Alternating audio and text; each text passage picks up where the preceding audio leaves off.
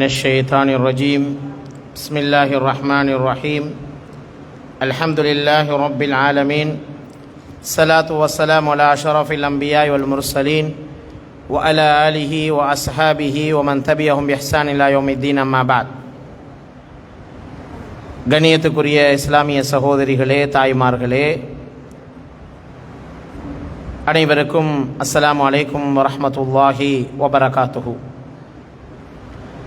எமது மீராஜுமா பள்ளி வாயலின் ஏற்பாட்டிலே கடந்த வாரம் ஆரம்பித்து வைக்கப்பட்ட தொடர் மார்க்க விளக்க வகுப்பு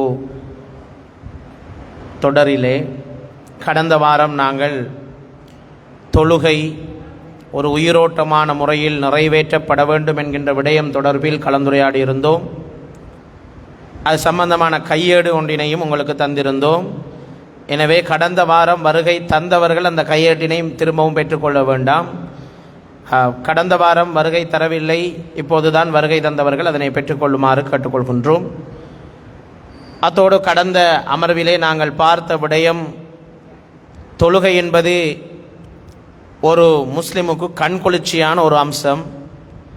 இறை விசுவாசிகளுக்கு அல்லாஹ் கொடுத்த ஒரு பெரிய அன்பளிப்பாகத்தான் இந்த தொழுகை காணப்படுகிறது. இது மிஅராஜுடைய இரவிலே ரஜப் மாதம் 27ஆம் நாளிலே கடமையாக்கப்பட்ட அந்த வரலாறை நான் உங்களுக்கு ஞாபகப்படுத்தி இருந்தேன். மிஅராஜ் என்றால் என்ன? அதிலே ஸல்லல்லாஹு அலைஹி வஸல்லம் அவர்கள் சந்தித்த நபிமார்கள், மூசா அலைஹிஸ்ஸலாம் அவர்களுடைய உபதேசம், 50 வக்து தொழுகைகள் கடமையாக்கப்பட்டு பின்னர் அது எப்படி 5 வக்தாக குறைக்கப்பட்டது, மிஅராஜிலே நபிகள் நாயகம் ஸல்லல்லாஹு அலைஹி வஸல்லம் அவர்கள் கண்ட காட்சிகள், நரகவாதிகளின் நிலை, சொர்க்கவாதிகளின் நிலை போன்ற விடயங்களை எல்லாம் நாங்கள் பார்த்திருந்தோம். வட்டி, விபச்சாரம், அனாதைகளின் சொத்துக்களை உண்டவர்கள், போதைப் பொருள் பாவித்தவர்களுடைய நரக வாழ்வு எவ்வளவு பயங்கரமானதாக இருந்தது என்பதெல்லாம் நாங்கள் கடந்த வாரம் உங்களோடு கலந்துரையாடினோம். உயிரோட்டமான தொழுகை ஒரு மூமினுடைய ஆத்மீய மிஅராஜ். ஒவ்வொரு தொழுகையின் போதும் ஒரு முஃமின் மிஅராஜுக்கு செல்கின்றான். அது உடல் ரீதியான மிஅராஜ் அல்ல, உணர்வு ரீதியான மிஅராஜ். அவனுடைய உணர்வுகள் மேல் நோக்கி சென்று அங்கே பார்வை, அவனுடைய எண்ணங்கள் அல்லாஹ்வை சந்திக்கின்றன என்ற விடயத்தை பற்றி நாங்கள் பார்த்திருந்தோம். அந்த அடிப்படையிலே அதனை உயிரோட்டமாக நிறைவேற்ற வேண்டும் என்கின்ற விடயம் தொடர்பாக அதற்கான வழிமுறைகள் என்ன என்பதை பற்றி நாங்கள் கலந்துரையாடினோம். அதிலே முதலாவது வழிமுறையாக நாம் சொன்ன விடயம்தான் தொழுகையின் ஆரம்பம் வுது. எனவே வுதுவின் போதே நாங்கள் முதலாவதாக வுதுவை ஒரு தௌபாவை செய்வது போல படிப்படியாக ஒவ்வொரு உறுப்பினாலும் பாவங்கள் மன்னிக்கப்படுகின்றன என்ற எண்ணத்தோடு செய்ய வேண்டும் என்று உங்களுக்கு சொல்லியிருந்தோம். இரண்டாவது, தொழுகைக்காக நிற்கின்ற போது மஹ்ஷர் வழியிலே நிற்பதை போன்ற உணர்வோடு தொழ வேண்டும் என்ற விடயம் உங்களுக்கு ஞாபகப்படுத்தப்பட்டிருந்தது. மஹ்ஷர் வழியிலே நாங்கள் நிற்கின்ற போது எப்படி எங்களுடைய உணர்வுகள் பயங்கரமாக இருக்குமோ, அல்லாஹ்வுக்கு முன்னால் நிற்கின்ற உணர்வு எங்களுக்கு எப்படி ஏற்படுமோ அதே போன்ற ஒரு உணர்வு எங்களுக்கு ஏற்பட வேண்டும் என்ற விடயத்தை நாம் ஞாபகப்படுத்தி இருந்தோம்.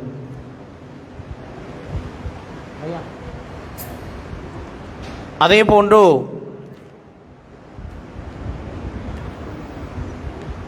போன்று தொழுகைக்காக நாங்கள் நிற்கின்ற சந்தர்ப்பத்திலே எங்களுடைய இமாம் ஹசனுல் பஸ்ரி ரஹிமஹுல்லா அவர்கள் எப்படி தொழுகைக்காக நின்றார்கள் என்ற விடயத்தை பற்றி நாம் ஞாபகப்படுத்தி இருந்தேன்.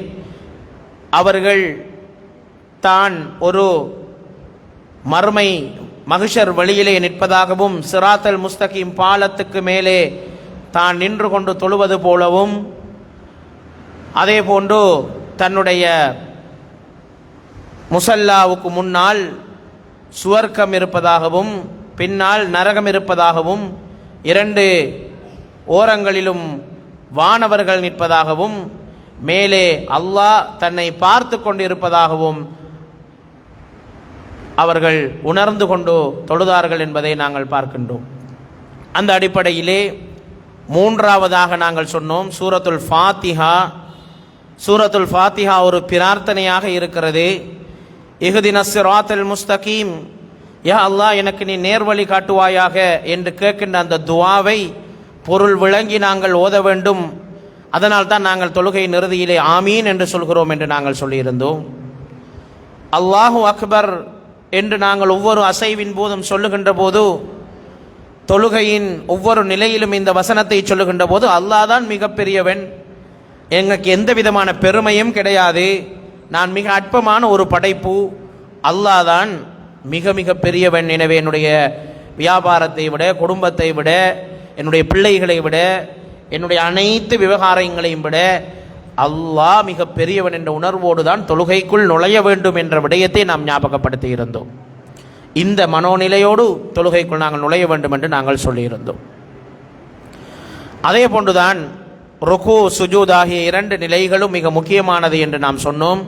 இது அனைத்துமே நாங்கள் கடந்த வாரம் பார்த்த விடயத்தை தான் சுருக்கமாக சொல்லிக் கொண்டிருக்கிறேன்.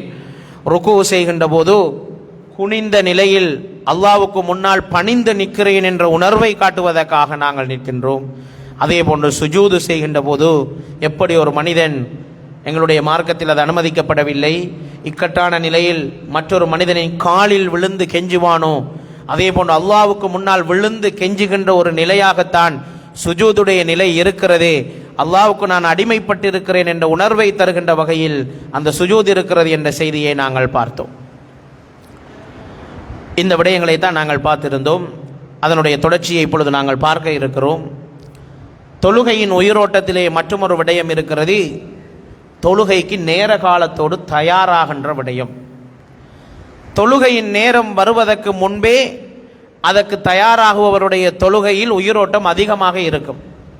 பரபரப்பாக தொழுவதை விட ஆறுதலாக தொழுகையை எதிர்பார்த்து தொழுவதிலே ஒரு இன்பம் இருக்கிறது என்பதை நாங்கள் பார்க்கின்றோம்.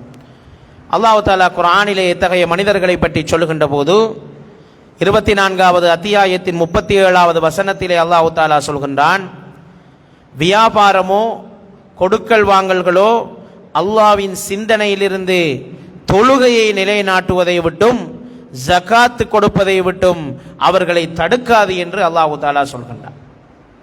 உலகத்தின் பராக்குகள் எதுவும் அவர்களை தொழுகையை விட்டும் திசை திருப்பாதவர்கள், அந்த தொழுகையை காத்திருந்து தொழுபவர்களாக இருப்பார்கள் என்று அல்லாஹ் தஆலா குர்ஆனிலே சொல்வதை நாங்கள் பார்க்கின்றோம்.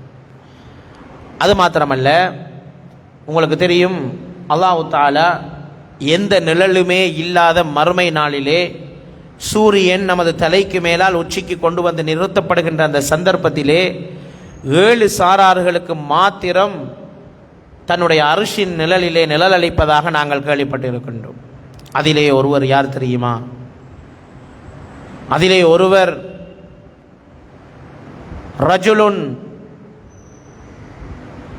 ஒரு மனிதர், அவருடைய கல்பு, அவருடைய இதயம் முஅல்லகுன் பில் மஸ்ஜித், மஸ்ஜிதோடு கொழுவப்பட்ட நிலையில் இருக்கும் என்று ஸல்லல்லாஹு அலைஹி வஸல்லம் அவர்கள் சொன்னார். அத்தகைய மனிதர் தான் நாளை மறுமையிலே அரசுடைய நிழலிலே இருக்கக்கூடிய 7 கூட்டத்தார்களில் ஒரு சாரார் என்று ஸல்லல்லாஹு அலைஹி வஸல்லம் அவர்கள் சொன்னார். மஸ்ஜித் என்பது தொழுமிடம். நீங்கள் பெண்களை பொறுத்தவரையிலே பள்ளி வாயிலுக்குத்தான் வந்து தொழ வேண்டும் என்ற கட்டாயம் உங்களுக்கு கிடையாது. விரும்பினால் பள்ளி வாயிலுக்கு வந்து தொழலாம், ஆண்களோடு சேர்ந்து ஜமாத்தோடு தொழலாம். அதுக்கு மார்க்கத்திலே தாராளமாக அனுமதி இருக்கிறது. நபிகள் நாயகம் ஸல்லல்லாஹு அலைஹி வஸல்லம் காலத்திலே 5 வேளை தொழுகைகளுக்கும் சஹாபி பெண்மணிகள் பள்ளி வாயிலுக்கு வந்து தொழுகையை நிறைவேற்றி இருக்கிறார்கள். ஆனால் அது அவர்களுக்கு கடமையாக்கப்படவில்லை. அவர்களுக்கு அது ஒரு ஆப்ஷனலாக வழங்கப்பட்டிருந்தது, விருப்பமாக வழங்கப்பட்டிருந்தது. நீங்கள் விரும்பினால் பள்ளி வாயிலுக்கு வந்து தொழலாம், ஆனால் நீங்கள் வீடுகளில் தொழுது கொள்வதும் சிறந்தது என்று ஸல்லல்லாஹு அலைஹி வஸல்லம் அவர்கள் சொல்லியிருந்தார்கள். தடுக்கவில்லை. உமர் ரலியல்லாஹு தஆலா அவர்கள் தன்னுடைய மனைவியை தடுத்திருந்தார்கள். நீங்கள் இரவு நேரங்களிலே பள்ளிக்கு செல்ல வேண்டாம், இஷா தொழுகைக்கு பள்ளிக்கு செல்ல வேண்டாம் என்று தடுத்தார்கள். இந்த செய்தி உமர் ரலியல்லாஹு தஆலா அவருடைய மனைவிக்கு கவலையை ஏற்படுத்தியது. அப்போது நபிகள் நாயகம் ஸல்லல்லாஹு அலைஹி வஸல்லம் அவர்களுக்கு இந்த செய்தி எத்தி வைக்கப்பட்ட போது அவர்கள் கடுமையாக, உங்களுடைய பெண்கள் பள்ளிவாசலுக்கு வருவதை நீங்கள் தடுக்காதீர்கள் என்று கடுமையான துணியிலே சொன்னதை அவர்கள் ஞாபகப்படுத்திய போது உமர் ரலியல்லாஹு தஆலா தன்னுடைய மனைவியை பார்த்து சொன்னார்கள், நீ விரும்பினால் தொடர்ந்தும் பள்ளி வாயிலுக்கு சென்று வா, அதனை நான் தடுக்க மாட்டேன் என்று சொன்னார்கள். இப்படி ஏராளமான சம்பவங்கள் இருக்கின்றன. அன்புக்குரிய தாய்மார்களே, சகோதரிகளே, ரஜுலுன் முஅல்லகுன் கல்புஹு பில் மசாஜித், பள்ளி வாயில்களோடு உள்ளம் பிணைக்கப்பட்ட, இணைக்கப்பட்ட, கொழுகப்பட்ட மனிதர்களாக நாங்களும் இருக்க முடியும். அது ஆணாகத்தான் இருக்க வேண்டும் என்பதல்ல. ஒரு பெண்ணாக கூட இருக்க முடியும். அதாவது இதனுடைய விளக்கத்தை நாங்கள் பார்க்கின்ற போது, அடுத்த தொழுகை எப்போது வரும் என்ற எதிர்பார்ப்போடு இருக்கின்ற மனிதர்கள். இப்பதானே தொழுது முடித்தோம் என்று சலிப்போடு தொழுபவர்கள் அல்ல. இந்த தொழுகை முடிந்து விட்டதே, அடுத்த தொழுகை எப்போது வரும், அடுத்த தொழுகை எப்போது வரும் என்று காத்து கொண்டிருந்து தொழுபவர்கள். சஹாபாக்களுக்கு மத்தியிலே சில பழக்க வழக்கம் இருந்தது.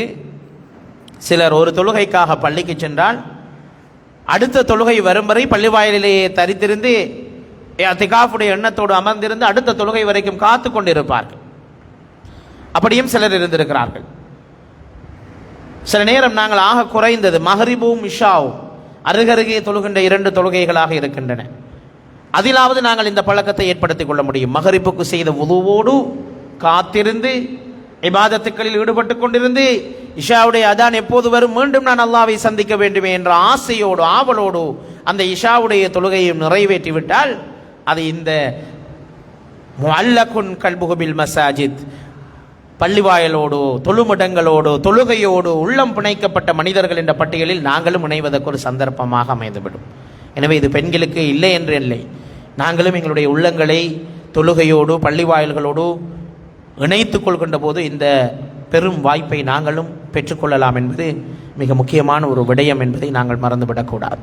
எனவே 7வது வழிமுறையாக இஸ்லாமிய அறிஞர்கள் சொல்கிறார்கள், தொழுகைக்கு அறக்க பறக்க தயாராகின்ற நிலையிலிருந்து நாங்கள் தடுமாறி அதிலிருந்து விடுபட்டு நேராக தொழுகையை காத்திருந்து நிறைவேற்றுகின்றவர்களாக நாங்கள் இருக்க வேண்டும் என்ற செய்தியைத்தான் இந்த 7வது வழிமுறையினூடாக ஸல்லல்லாஹு அலைஹி வஸல்லம் அவர்களும் குர்ஆனும் எங்களுக்கு சொல்கின்ற விடயமாக இருப்பதை நாங்கள் பார்க்கலாம்.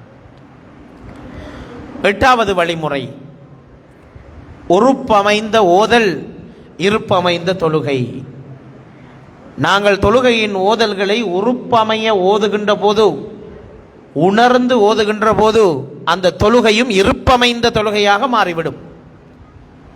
ஆன்மீகத்தின் சிறந்த ஒரு உச்ச கட்டத்தில் நாங்கள் அந்த தொழுகையை நிறைவேற்றுவதற்கு தொழுகையின் ஓதல்களை பொருளுணர்ந்து ஓதுவது மிக அவசியமாக இருக்கிறது.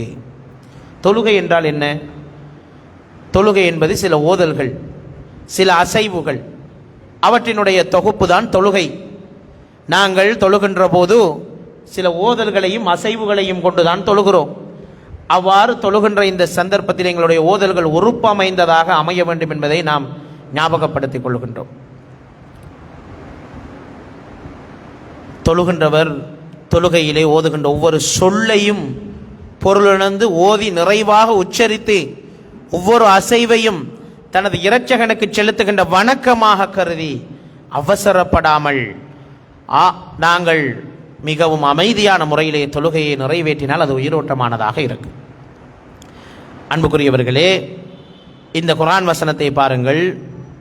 அல்லாஹ் தஆலா 26வது அத்தியாயத்தின் 73வது வசனத்திலே சொல்கிறான், இன்னும் அவர்களுடைய இரட்சகனின் வசனங்களை கொண்டு நினைவூட்டப்பட்டால் அவர்கள் குருடர்களையும் செவிடர்களையும் போல் அதில் விழமாட்டார்கள், சிந்தனையுடன் செவிசாய்ப்பார்கள் என்று அல்லாஹ் தஆலா சொல்கிறான்.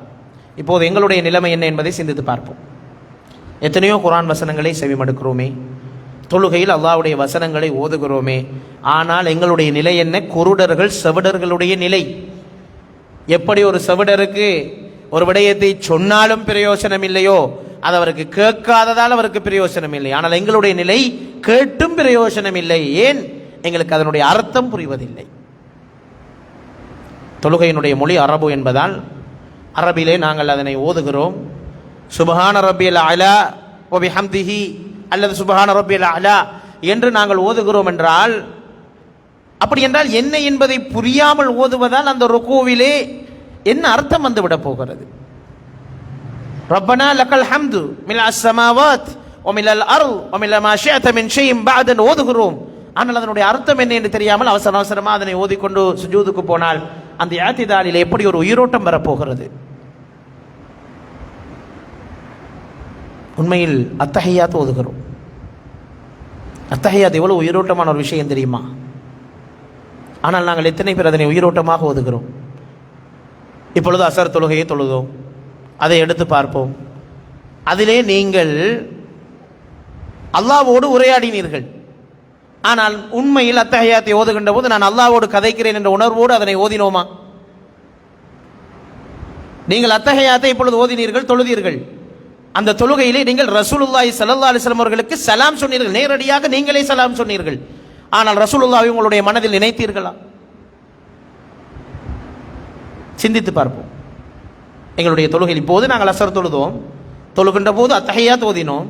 அத்தஹியாத்திலே நாங்கள் அல்லாஹ்வோடு பேசினோம். ஆனால் என்ன பேசினோம்னு நமக்கு தெரியாது. ரசூலுல்லாஹி ஸல்லல்லாஹு அலைஹி வஸல்லம் அவர்களுக்கு நேரடியாக சலாம் சொன்னோம். ஆனால் ரசூலுல்லாஹ் நம்முடைய மனதில் வந்து போனார்களா தொழும்போது? உண்மையாக நினைத்து பாருங்கள், அப்படி வருகிறார்களா தொழுகின்ற போது? இல்லை என்றால் நாங்கள் உயிரோட்டமாக தொழவில்லை என்பதுதானே அர்த்தம். அதிலே வருகிறது அத்தஹியாத் லில்லாஹி வஸ்ஸலவாத்து வத்தய்யிபாத் என்று வரக்கூடிய ரிவாயத்தான் மிக சஹீஹான அத்தஹியாத்துக்குரிய ரிவாயத். இன்ஷா அல்லாஹ் நான் உங்களுக்கு தொழுகையினுடைய ஓதல்களை இன்ஷா அல்லாஹ் உங்களுக்கு நாங்கள் பின்னால் விளக்குவோம் இன்னொரு சந்தர்ப்பத்திலே. மிக சஹீஹான ரிவாயத்துகளில் வரக்கூடிய துஆக்கள் அதிகமாக இருக்கின்றன. வளமையாக நாங்கள் ஓதுகின்ற அத்தஹியாத்து முபாரகாத்து ஸலவாத்து என்று ஓதுகின்ற துஆவையும் ஓதலாம், தவறானது கிடையாது. அத்தஹியாத்து முபாரகாத்து ஸலவாத்து தய்யிபாத்து லில்லாஹி அஸ்ஸலாமு அலைக அய்யுஹன் நபி, அஸ்ஸலாமு அலைக அய்யுஹன் நபி என்று நாங்கள் ஓதுகிறோமே. நபியே, எங்களுடைய நாயகமே, எங்களுக்கு வழிகாட்டியாக வந்தவரே, உங்களுக்கு நான் சலாம் சொல்கிறேன் என்று அத்தஹியாத்திலே நேரடியாக சொல்கிறோம். ஆனால் அந்த நேரத்திலே மனதிலே ரசூலுல்லாஹி ஸல்லல்லாஹு அலைஹி வஸல்லம் அவர்களை நாங்கள் நினைத்து பார்க்காமல் அந்த சலாம் சொன்னால் எப்படி அந்த சலாம் ரசூலுல்லாஹ்வுக்கு எத்தி வைக்கப்படும்? நினைத்து பார்க்க வேண்டும். நபியே, எங்களுக்காக எவ்வளவு தியாகங்கள் செய்துவிட்டு போயிருக்கிறீர்கள், எங்களுக்காக நாளை மறுமையிலே ஷஃபாஅத் செய்ய போகிறீர்கள், உங்களுக்கு நாங்கள் சலாம் சொல்கிறோம். நாங்கள் சொன்ன மாத்திரத்தில் அந்த சலாம் நபிகள் நாயகம் ஸல்லல்லாஹு அலைஹி வஸல்லம் அவர்களுக்கு எடுத்து நேரடியாக ரசூலுல்லாஹி ஸல்லல்லாஹு அலைஹி வஸல்லம் செவிமடுக்க மாட்டார்கள், அவர்கள் மரணித்து விட்டார்கள். மலாயிகாமார்கள் மூலமாக அவர்களுக்கு அந்த சலாம் எத்தி வைக்கப்படும். நபிமார்களுக்கு நாங்கள் சொல்லுகின்ற சலாம் எத்தி வைக்கப்படும். ஆனால் அந்த உணர்வோடு நாங்கள் சொல்ல வேண்டும். சடங்குக்கு சம்பிரதாயத்துக்கு சொல்லி செல்கிறார். மீண்டும் அல்லாஹ்விடத்திலே கேட்கிறோம், யா அல்லாஹ், இப்ராஹிம் அலைஹிஸ்ஸலாம் அவர்களுக்கும் அவருடைய குடும்பத்தாருக்கும் நீ எப்படியெல்லாம் அருள் புரிந்திருந்தாய். சுப்ஹானல்லாஹ், இவ்வளவு அருள். நெருப்பிலே போட்டால் அது குளிர்ச்சியாக மாறிவிட்டது, மகனை அறுத்தால் அது அறுபடவில்லை, தட்ட தனியே அந்த பாலை வனத்திலே வனாந்தரத்திலே விட்டுவிட்டு சென்றாலும் அங்கே எதுவும் ஆகவில்லை. நும்ரூதினுடைய அழிவுகளிலிருந்து அவர்களை அல்லாஹ் நீ பாதுகாத்தாய். எப்படி அருள், எவ்வளவு பெரிய அருள் அந்த குடும்பத்துக்கு. அந்த குடும்பம் இல்லை என்றால் இந்த ஹஜ் என்ற உம்ரா என்கின்ற வணக்கமே கிடையாது. அவர்கள் நினைவுபடுத்தப்பட்டுக் கொண்டே இருக்கிறார்களே, அந்த குடும்பம் கண்ணியப்படுத்தப்பட்டுக் கொண்டே இருக்கிறார்களே. அந்த தாய் சும்மா தானே ஓடினார் தண்ணியை தேடி. அல்லாஹ் அந்த தாயை கண்ணியப்படுத்தி என்ன செய்தான்? அதனை இபாதத்தாக மாற்றி விட்டான். ஓடுவது இபாதத், சாயு செய்வது, சஃபா மர்வாவுக்கு இடையிலே தொங்கோட்டம் ஓடுவது இபாதத். ஏன் இபாதத்? ஹாஜர் அலைஹிஸ்ஸலாம் ஓடினார், எனவே அந்த தாயை கௌரவப்படுத்த வேண்டும், நீங்களும் ஓடுங்கள். இஸ்மாயில் அலைஹிஸ்ஸலாமுடைய கால் பாதத்திலிருந்து வெளிப்பட்ட அந்த ஜம்சம் நீர் புனிதமான நீர். ஏன்? அவருடைய கால் பாதத்திலிருந்து வந்த அந்த குடும்பத்துக்கு கொடுத்த கண்ணியம், அருள். இப்போது நாம் என்ன கேட்கிறோம்? அத்தஹியாத்தில் இதை விளங்காம கேட்கிறோம், அதான் பெரிய மன வருத்தம். நாங்கள் கேட்கிறோம், இப்படியெல்லாம் யா அல்லாஹ், நீ இப்ராஹிம் அலைஹிஸ்ஸலாம் அவர்களுக்கும் அவர்களுடைய குடும்பத்தவர்களுக்கும் இவ்வளவு அருள்களை சொரிந்திருக்கிறாயே, இவ்வளவு ரஹமத்துகளை செய்திருக்கிறாயே, பரக்கத்துக்களை கொடுத்திருக்கிறாயே. எங்களுடைய தூதர் ஸல்லல்லாஹு அலைஹி வஸல்லம் அவர்கள் இருக்கிறாங்களே, முகமது நபி ஸல்லல்லாஹு அலைஹி வஸல்லம் அவர்கள் இருக்கிறாங்களே, அவங்களுக்கும் அவங்களோட குடும்பத்துக்கும் அதை போல நீ அருள் புரிவாயாக யா அல்லாஹ் என்று கேட்பதுதான் அத்தஹியாத்திலே வரக்கூடிய ஸலவாத். அல்லாஹும்ம ஸல்லி அலா முஹம்மதின் வ அலா ஆலி முஹம்மதின். யா அல்லாஹ், எங்கட முஹம்மது ஸல்லல்லாஹு அலைஹி வஸல்லம் அவர்களுக்கும் அவர்களுடைய குடும்பத்தவர்களுக்கும் நீ உன்னுடைய அருளை சொரிவாயாக. எப்படி சொரிய வேண்டும் தெரியுமா? கமா ஸல்லைத அலா இப்ராஹிம், இப்ராஹிம் அலைஹிஸ்ஸலாம் அவர்களுக்கு சொரிந்ததை போல. வ அலா ஆலி இப்ராஹிம், இப்ராஹிம் அலைஹிஸ்ஸலாம் அவருடைய குடும்பத்தவர்களுக்கு நீ அருள் சொரிந்ததை போல எங்களுடைய தூதர் ஸல்லல்லாஹு அலைஹி வஸல்லம் அவர்களுக்கு நீ அருள் சொரிய வேண்டுமே. இன்னக ஹமீதும் மஜீத், நிச்சயமாக நீ புகழுக்குரியவன், கீர்த்திக்குரியவன் என்று அல்லாஹ்வை புகழ்கிறோம். ஒரு பக்கம் அவனுடைய திருநாமங்கள் அஸ்மாஉல் ஹுஸ்னா, இங்கே இப்ராஹிம் அலைஹிஸ்ஸலாத்துல வரலாறு, இஸ்மாயில் அலைஹிஸ்ஸலாத்துல வரலாறு, இஸ்ஹாக் அலைஹிஸ்ஸலாத்துல வரலாறு, ஹாஜர் அலைஹிஸ்ஸலாமுடைய வரலாறு அத்தனையும் அந்த தொழுகையில் வருகிறது. ஆனால் இதையெல்லாம் நினைத்துத்தானா நாங்கள் தொழுகிறோம்? இந்த வரலாறுகள் எல்லாம் எங்களுடைய மனதிலே நிழலாடி கொண்டுதானா நாங்கள் தொழுகிறோம் என்று சிந்தித்து பார்க்க. உண்மையில் அது ஞாபகம் பெறவன் இல்லாவிட்டால் அந்த துவாவுக்கு என்ன அர்த்தம்? நாங்கள் வெறுமனை மந்திரம் ஓதுவது போல அதனை முடங்கிவிட்டு போவதால் என்னவாகிவிடப் போகிறது எங்களுடைய தொழுகையில்? எப்படி ஒரு உயிரோட்டம் வந்துவிடப் போகிறது? சிந்தித்து பார்க்க வேண்டும் சகோதரிகளே, தாய்மார்களே. அர்த்தம் விளங்கி தொழ வேண்டும்.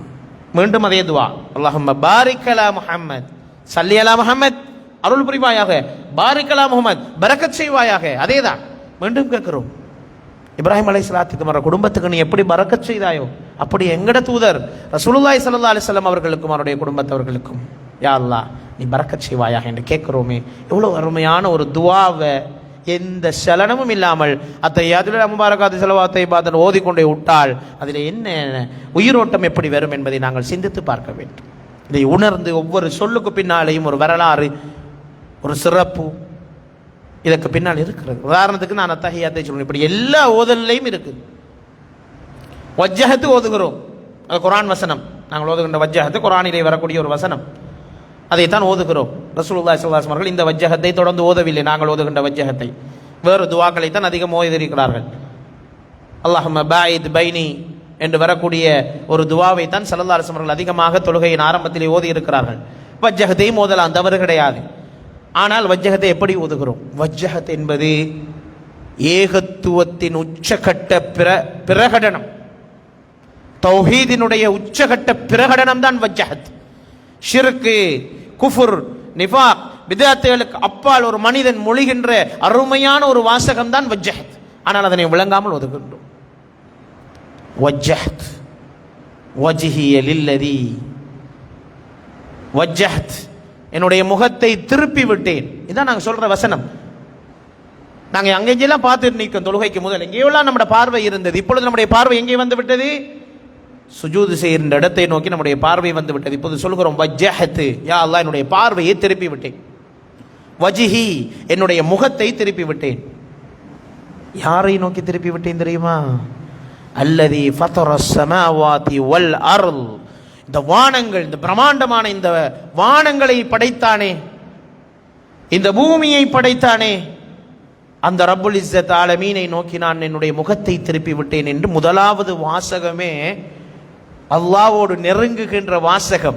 அதை ஓதுகின்ற போது ஒரு மூமினுடைய நிலை என்ன சிந்தித்து பார்க்க வேண்டும். அல்லாஹ், இந்த பிரம்மாண்டமான வானம், பூமி, இந்த பிரபஞ்சம், இந்த கோள்கள், இந்த நட்சத்திரம், இதெல்லாம் படைத்தாயே நீ. இந்த பூமி, இந்த பூமியில் உள்ள கனிய வளங்கள், இதில் இருக்கிற அத்தனை வளங்களையும் படைத்தாயே நீ. உன்னை நோக்கி அல்லவா நான் என்னுடைய முகத்தை திருப்பி விட்டேன் என்று சொல்லி தொழுதால் அந்த தொழுகை எப்படி ஒரு உயிரோட்டம். இப்பொழுது சொல்கிறோம் ஹனீஃபன். ஹனீஃபன் சும்மா திருப்பல, நான் என்னுடைய முகத்தை ஹனீஃபாக வந்திருக்கிறேன், தூய்மையான ஒருவனாக வந்திருக்கிறேன். ஹனீஃப் எந்த விதமான ஷிர்கை, குஃபுர்கள் இல்லாத தூய்மையான உள்ளத்தோடு நான் உன்னத்திலே வந்திருக்கிறேன். அதான் ஹனீஃப், தூய்மையான உள்ளத்தோடு வந்திருக்கிறேன். முஸ்லிமன், உனக்கே அடிபணிந்தவனாக நான் வந்திருக்கிறேன். வமான மினல் முஷ்ரிகீன், நான் ஷிர்கு வைக்கிற முஷ்ரிகீன்களில் உள்ளவர்களில் ஒருவர் அல்ல யா அல்லாஹ். நான் உண்மையான தௌஹீதை பின்பற்றுபவன் யா அல்லாஹ், உனக்கு நான் நினை வைப்பவன் இல்லை யா அல்லாஹ் என்று அல்லாஹ்வுக்கு முன்னால் பிரகடனம் செய்கின்ற ஒரு வார்த்தை தான் இந்த வஜ்ஜஹத். அதுக்கு பிறகு என்ன சொல்கிறோம்? இன்ன சலாத்தி, யா அல்லாஹ் நிச்சயமாக என்னுடைய தொழுகை எல்லாம் இருக்கிறதே யா அல்லாஹ், வனுசுகி என்னுடைய ஏனைய அமல் இபாதத்துக்கள் இருக்கிறதே, என்னுடைய கிரியைகள் இருக்கிறதே, என்னுடைய ஜகாத், என்னுடைய சதகா, என்னுடைய நோன்பு, என்னுடைய ஏனைய அமல் இபாதத்துக்கள் அத்தனையும் இருக்கிறதே. ஒமஹியா என்னுடைய வாழ்க்கை முழுவதும் இருக்கிறதே. ஒமமாத் என்னுடைய மௌத்தும் இருக்கிறதே. என்னென்ன 4 விஷயம் சொன்னோம். என்னென்ன விஷயம்? முதலாவது என்னுடைய தொழுகை, இரண்டாவது என்னுடைய அனைத்து இபாதத்துக்கள், வணக்க வழிபாடுகள், மூன்றாவது என்னுடைய ஒட்டுமொத்த வாழ்க்கை, நாலாவது என்னுடைய மௌத், மரணம். இந்த 4ம் லில்லாஹி ரப்பில் ஆலமீன், இந்த ரப்புல் ஆலமீனான அல்லாஹ்வுக்கு மட்டும்தான் யா அல்லாஹ் என்று அல்லாஹ்வுக்கு முன்னால் சொல்லுகின்ற போது உண்மையில் உள்ளம் அள வேண்டும் அல்லவா சகோதரிகளே? இதனை சொல்லுகின்ற போது ஒரு மோமினுடைய உள்ளத்தில் எவ்வளவு பெரிய தாக்கம் ஏற்பட வேண்டும் சகோதரிகளை சிந்தித்து பாருங்கள். யாழ்லா நான் மௌத்தானா உனக்காத்தான் யாழ்லா மௌத்தான், நான் வாழ்ந்தா உனக்காத்தான் யாழ்லா வாழணும், நான் தொழுதா உனக்காத்தான் யாழ்லா தொழணும். பேருக்காக, புகழுக்காக, பெருமைக்காக, அடுத்தவனுக்காக, பாராட்டுக்காக நான் தொழுவதில்லை யாழ்லா. உண்மையாக உன்னை விரும்பித்தான் நான் இந்த தொழுகைக்கு வந்திருக்கிறேன் யாழ்லா என்னுடைய இபாதத்துக்கள் எதிலேயுமே நான் முகஸ்துதிக்காக செய்யறதில்லையா அல்லாஹ், அடுத்தவர்களை பாராட்டை எதிர்பார்த்து நான் செய்யவில்லையா அல்லாஹ், தூய்மையான உள்ளத்தோடு உனக்கு முன்னால் வந்து நிற்கிறேன் யா அல்லாஹ் என்று அல்லாஹ்வுக்கு முன்னால் அட்டி பணிந்து நிற்கின்ற ஒரு அருமையான ஒரு நிலை இந்த வஜ்ஜகத்துடைய நிலை. அதிலேயே ஒரு மூமினுடைய உள்ளம் அழுது விடும். அப்படிப்பட்ட ஒரு இடம் தான் வஜ்ஜகத். அர்த்தத்தை பாருங்கள், இவ்வளவு அழகான அர்த்தம் அந்த வஜ்ஜகத்துக்கு இருக்கிறது. லா ஷரீக லஹு, அந்த அல்லாஹ்வுக்கு எந்த விதமான இணையும் கிடையாது. ஓ பிதாலிக உமிர்த், அதை கொண்டுதான் நான் ஏவப்பட்டிருக்கிறேன். வ அன மினல் முஸ்லிமீன், நான் முஸ்லீம்களில் ஒருவராக இருக்கிறேன் என்று மீண்டும் நாங்கள் சொல்றோம். நான் முஷ்ரிக் அல்ல, நான் முஸ்லிம். நான் ஷிர்க் வைப்பவன் அல்ல, உனக்காக மாத்திரம் இபாதத்து செய்பவன். நான் பெருமைக்கு புகழுக்கு பேருக்கு செய்பவன் அல்ல, அல்லாஹ்வுடைய திருப்தியை எதிர்பார்த்து வாழ்பவன். என்னுடைய மௌத்தும் என்னுடைய வாழ்வும் என்னுடைய தொழுகையும் என்னுடைய இபாதத்தும் என்னுடைய அத்தனை கிரியையும் யா அல்லாஹ் உனக்கு மட்டும்தான் யா அல்லாஹ் என்று அல்லாஹ்வுக்கு முன்னால் ஒரு மனிதன் அடி பணிந்து நிற்கின்ற ஒரு இடம்தான் இந்த வஜ்ஜகத். ஆனால் நாங்கள் எப்படி ஓதுகிறோம், எப்படி அதனை ஓதி தொழுகிறோம்?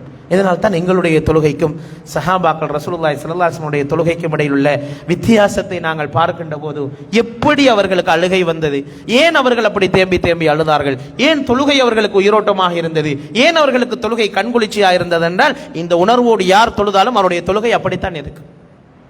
இப்படி தொழுகின்ற ஒருவர் பாவம் செய்வாரா? இப்படி தொழுகின்ற 5 வேளையும் இப்படி தொழுகின்ற ஒருவர், சுன்னத்து தொழுகைகளையும் தொழுகின்ற ஒருவர், இந்த உணர்வோடு அல்லாஹ்வை வணங்குகின்ற ஒருவருக்கு இப்பதானே சொல்லிட்டு வந்தோம், யா அல்லாஹ் இந்த வாழ்க்கை உனக்கு தான், மறுபடி நான் சைத்தானுக்கு கட்டுப்படுறேன். இப்பதானே அல்லாஹ்வுக்கு முன்னால் அழுது புலம்பி விட்டு வந்தோம், யா அல்லாஹ் என்னுடைய மரணமும் உனக்குத்தான் என்று. இந்த நேரத்தில் நான் மரணித்தால் பாவம் செய்கின்ற போது என்னுடைய நிலை என்ன என்று ஒரு மனிதன் சிந்திக்க மாட்டானா? அவனுடைய உள்ளம் அவனை பாவம் செய்ய விடாதே. அதுதான் ஸல்லல்லாஹு அலைஹி வஸல்லம் அவர்கள் சொன்னதும் குர்ஆன் சொன்னதும். உண்மையான தொழுகை மானக்கேடான விஷயத்தை விட்டும் வெறுக்கத்தக்க விஷயத்தை விட்டு ஒரு மூமினை தடுக்கும் என்று சொன்னார்கள். ஏன் என்று தடுக்கப்படவில்லை? இந்த உணர்வூட்டமான தொழுகை இல்லை. தொழுகை ஒரு சடங்கு, தொழணும் தொழுகிறோம், ஆனால் அந்த தொழுகையில் உயிரோட்டம் இல்லை. அப்படி தொழுது பிரயோசனமும் இல்லை. எனவே அன்புக்குரிய சகோதரிகள், எங்களுடைய தொழுகைகளை உயிரோட்டமாக்கிக் கொள்வதற்கு நாங்கள் முயற்சிக்க வேண்டும். இப்போது இந்த வசனத்தை இப்பொழுது வாசித்து பாருங்கள். அவருடைய இரட்சகனின் வசனங்களை கொண்டு நினைவூட்டப்பட்டால் குருடர்களையும் செவிடர்களையும் போல் அதில் விழமாட்டார்கள், சிந்தனையுடன் செவி சாய்ப்பார்கள். இப்ப அல்லாஹ்வுடைய வசனம் தானே இந்த வஜ்ஜகத்து. இப்ப நம்முடைய நிலை என்ன? சிந்தனையோடு செவி சாய்த்தவரா, குருடனும் செவிடனுமா? யோசித்து பார்ப்போம். உள்ளத்தால் எங்களை முஹாசபா செய்து பார்ப்போம். என்னுடைய நிலை என்ன? அல்லாஹ் தஆலாவை சொல்கிறானே, உண்மையான மூமின்கள் தொழுதால் எப்படி தொழுவார்கள், அவருடைய உணர்வு எப்படி இருக்கும்? அவர்கள் குருடனை போல் செவிடனை போல் இருக்க மாட்டார்கள், சிந்தனையுடன் செவி சாய்ப்பார்கள். ஆனால் வஜ்ஜஹத் ஓதும் போது நாங்கள் சிந்தனையோடு செவி சாய்த்தோமா? அத்தஹியாத்தை ஓதுகின்ற போது சிந்தனையோடு செவி சாய்த்தோமா? அப்படி இல்லாவிட்டால் குருடனாகவும் செவிடனாகவும் விழுந்தோமா? எங்களுடைய நிலை முதலாவது நிலையில் தான் அதிகமானவருடைய நிலை இருக்கிறது. குருடர்களாக செவிடர்களாக போய் விழுகிறோமே தவிர சிந்தனையுடன் செவிசாய்ப்பவர்களாக நாங்கள் இல்லை என்பது மிக முக்கியமான ஒரு குறைபாடாக இருக்கிறது. நாங்கள் அதனை மாற்றிக்கொள்ள வேண்டும் சகோதரிகளே. இப்பொழுது ரசூலுல்லாஹ்வுடைய தொழுகை வெறும் தொழுகையாக இருந்ததா என்றால் நிச்சயமாக இல்லை. ஜமாத் தொழுகைகளை பொறுத்தவரையிலே அவர்கள் அவசரமாக தொழுவித்தார்கள். ஜமாத் தொழுகை நடத்துகின்ற போது ஸல்லல்லாஹு அலைஹி வஸல்லம் தொழுகை முறை வித்தியாசம். ஏன்? பின்னால் நின்று தொழுபவர்கள் பல அவசரங்களோடு வருவார்கள், நோயாளிகள் வந்திருப்பார்கள், இயலாதவர்கள் வந்து நிற்பார்கள், வயோதிபர்கள் வந்து நிற்பார்கள், குழந்தையை அழைத்துக் கொண்டு ஒரு தாய் வந்து நிற்பார். எனவே இவர்களை எல்லாம் வைத்துக் கொண்டு மிக நீண்ட நேரம் தொழுகை நடத்துவது உளவியலுக்கு பொருத்தமானது அல்ல. எனவே ஸல்லல்லாஹு அலைஹி வஸல்லம் ஜமாத் தொழுகைகளை நீட்டவில்லை, சுருக்கமாக தொழுவித்தார்கள். ஆனால் தனியே தொழுகின்ற, குறிப்பாக தஹஜ்ஜுடைய தொழுகை, தனியே தொழுகின்ற வித்ருடைய தொழுகை, ஏனைய சுன்னத்து தொழுகைகளை பொறுத்தவரையிலே அவர்களுடைய தொழுகை என்பது தொழுகையாக இருக்கவில்லை. அது ஒரு ஆன்மீக நிகழ்ச்சியாக இருந்திருக்கிறது, ஒரு தர்பியாவாக இருந்திருக்கிறது. அப்படித்தான் ஸல்லல்லாஹு அலைஹி வஸல்லம் தொழுதார்கள். நாங்கள் தொழுவது போல் தொழவில்லை. நாங்கள் அந்த ரமலான்லையாவது அப்படி தொழுகிறோமா?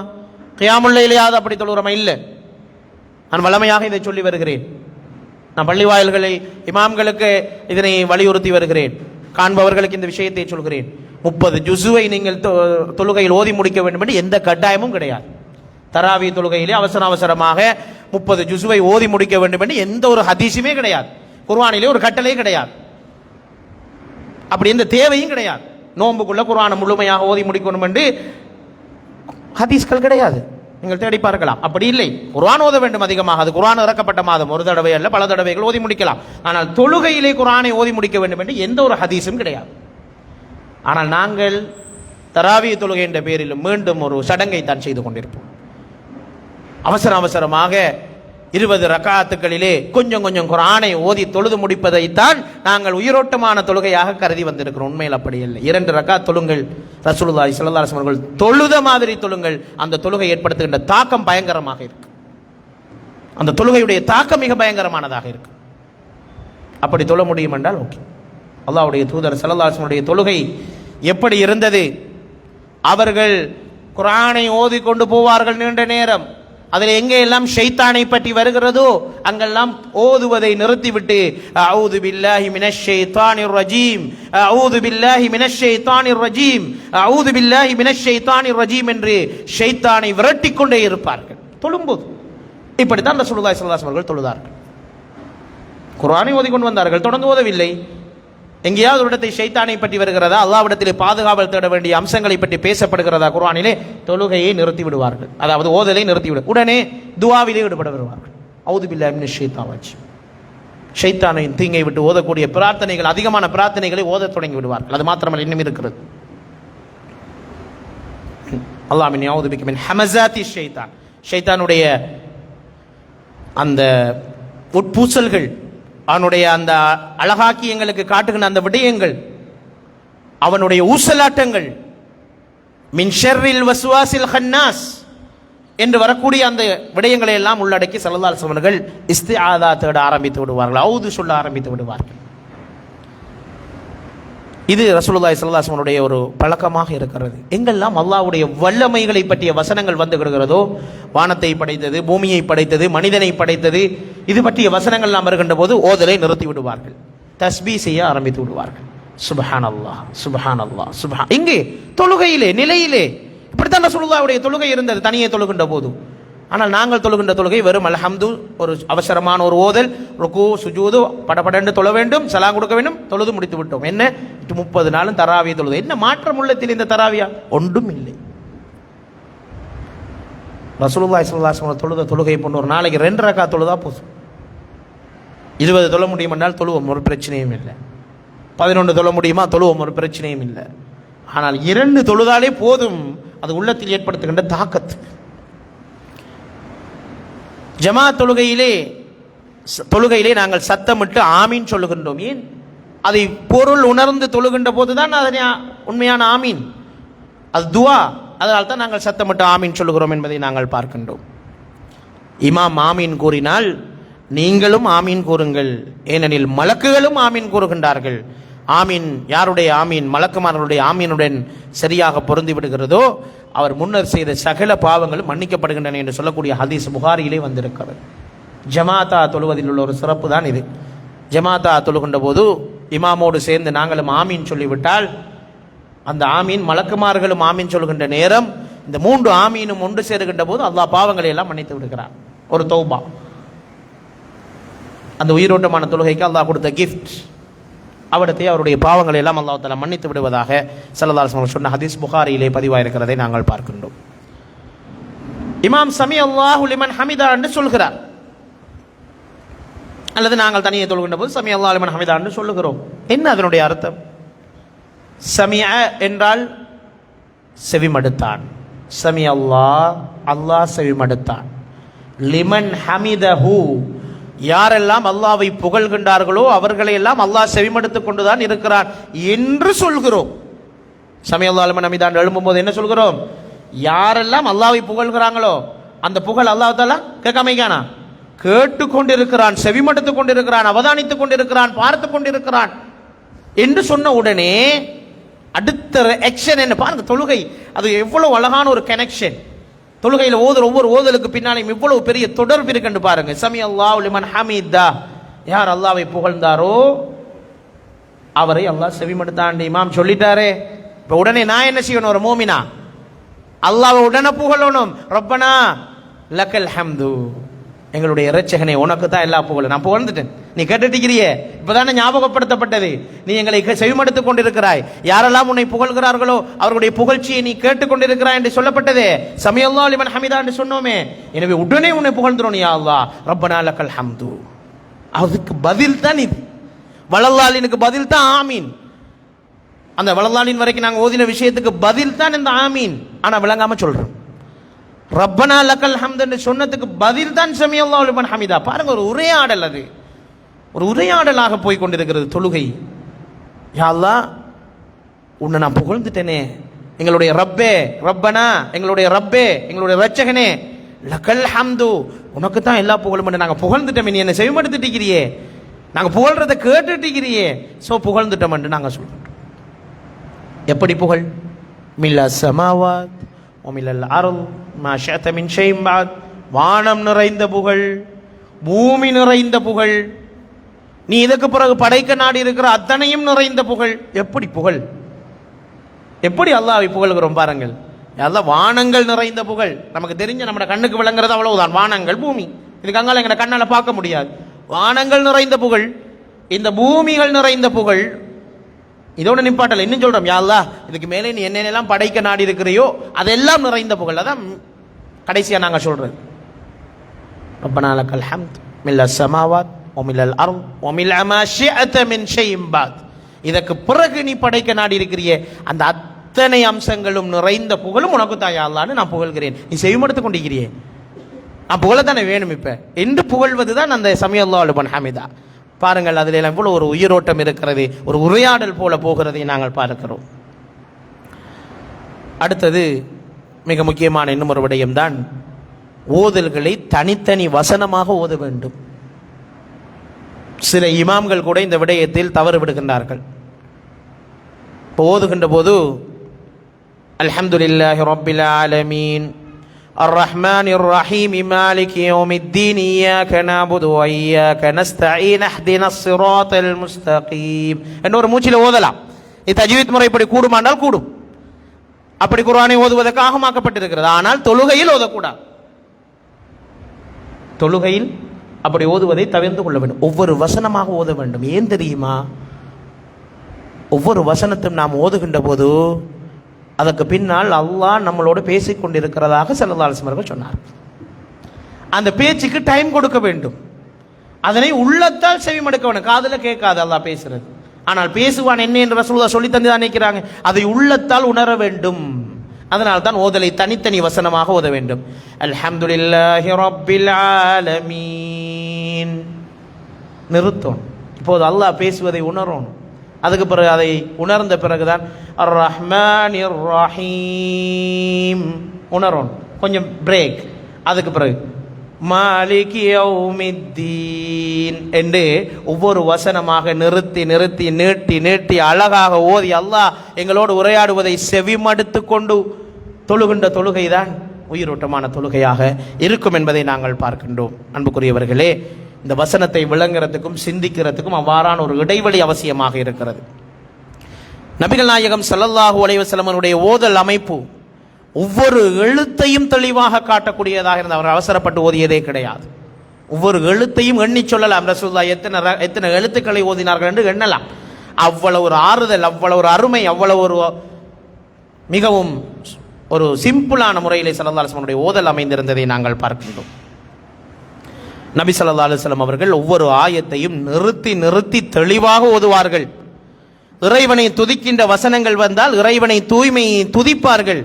இறைவனிடம் பாதுகாப்பு கோருகின்ற வசனங்கள் வந்தால் உடனே பாதுகாப்பு கோருவார்கள். ரசூலுல்லாஹ்வுடைய தொழுகையை பாருங்கள். ஸல்லல்லாஹு அலைஹி வஸல்லம் அவர்கள் எப்படி தொழுதிருக்கிறார்கள். நிறுத்தி நிறுத்தி ஓதுவார்கள்.